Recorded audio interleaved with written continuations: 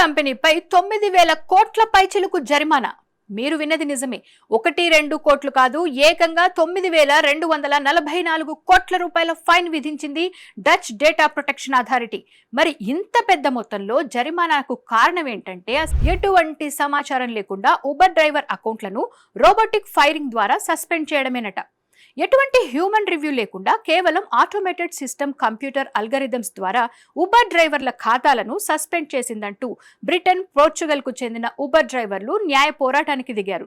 App drivers and couriers union, workers info exchange అనే కార్మిక హక్కుల సంస్థల స్థాయంతో డేటా ప్రొటెక్షన్ అథారిటీని ఆశ్రయించారు. ఈ సంస్థ సుదీర్ఘంగా విచారించి ఎలాంటి ముందస్తు నోటీస్ లేకుండా డ్రైవర్ల అకౌంట్లను ఆటోమేటెడ్ డీయాక్టివేషన్ చేయడం చట్టవిరుద్ధమని స్పష్టం చేసింది. కార్మికుల పొట్టగొట్టే ఇలాంటి నిర్ణయాల్లో హ్యూమన్ రివ్యూ తప్పనిసరిగా ఉండాలని పేర్కొంటూ 825 మిలియన్ యూరోల జరిమానా విధించింది.